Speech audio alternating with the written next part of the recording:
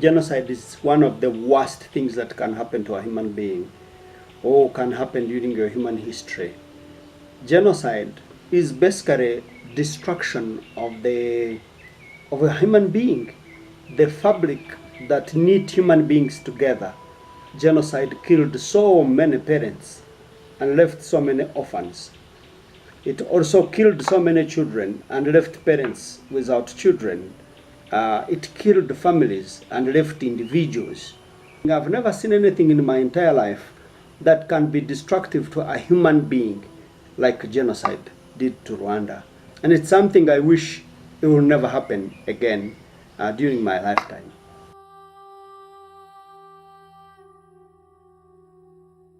The economy, I can say, was kind of a standstill because all resources were being used to kill the people.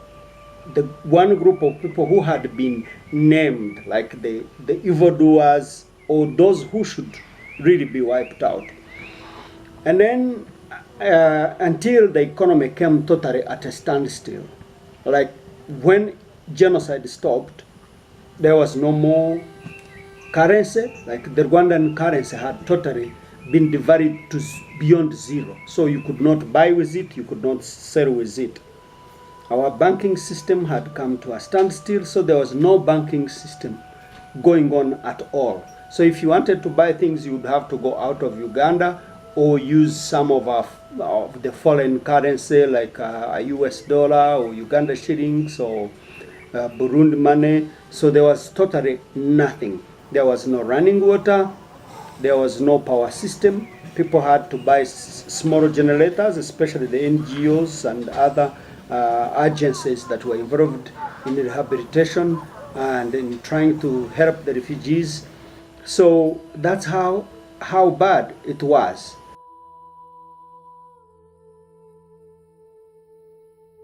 The rebuilding process, I can say, started immediately after genocide. There was confusion. What do we do now? It started by trying to establish a government, which was so funny, to make a government out of chaos. Because at that time we were a failed state. We were just like Somalia. No president, no cabinet ministers, nobody. And if they appointed a minister or a president, all of you thought they were kind of like making a joke because there was no offices. The offices have been looted. But slowly the efforts to clean up started, and people began to clean the debris of the buildings, of bombshells, of everything. Slowly, it took several years to begin the cleanup, and then establishing a government slowly, putting back hospitals. And then the government also made I can call it an alarm, and called everybody, stakeholders, to come and help and build the schools, build the systems. So that's how we who had run out of the country came back to help in the rebuilding. So we also began to renovate our churches, our schools, we called all our friends from all over the world to come in and help. As a country that has come out of genocide, we can say our economy is good at the moment because we can buy and sell, which we never used to. I'm proud to say Rwanda is almost back. It really does take long to get a nation back on its foot. But we can say now we have our economies quickly recovering. In fact, we are better than most of African countries at the moment. We have the banking sector back and with life and doing well. In fact, it's now 2 years ago they started this shareholders selling stocks and shareholding systems, so which was very encouraging.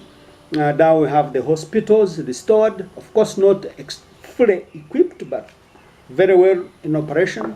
Schools back to life, but it's an economy that still has challenges because we don't do a lot of production. We do a lot of importing.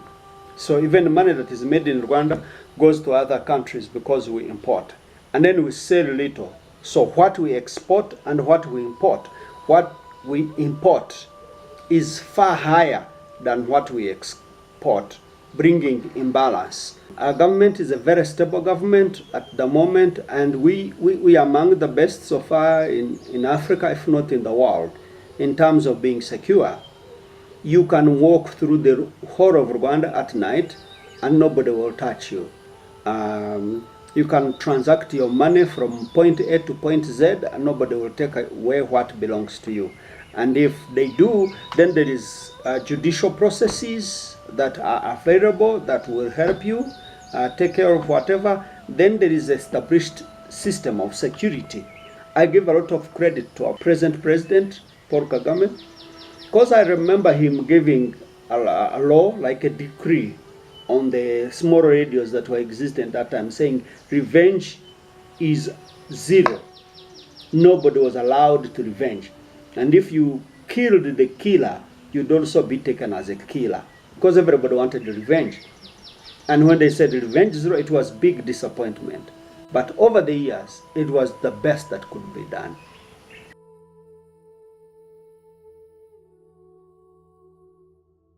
Genocide is going to affect us for a very long time, because 20 years ago is very fresh. It's like yesterday to us.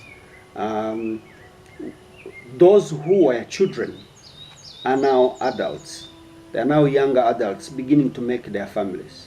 What they saw will never leave their minds. So in fact, in Rwanda, like in other countries, when you say BC and AD, in Rwanda we say before genocide or after genocide. So when you talk of anything, you say, was that there before genocide? Did that happen after genocide? It is a landmark in the entire life of our nation and all the Rwandans, wherever they live in the world.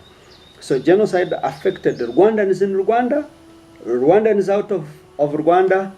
It has affected our children, and I think it will affect our children's children to the fourth generation. Mm-hmm. It has also affected not only us, but has also affected our friends and the friends of our friends. It's been that bad. So it affects us even still, because it influences our thoughts. We're still scared of life and being alive. But slowly we're now back on our feet, and we are doing our best that we can to make our nation stand tall and become a nation again.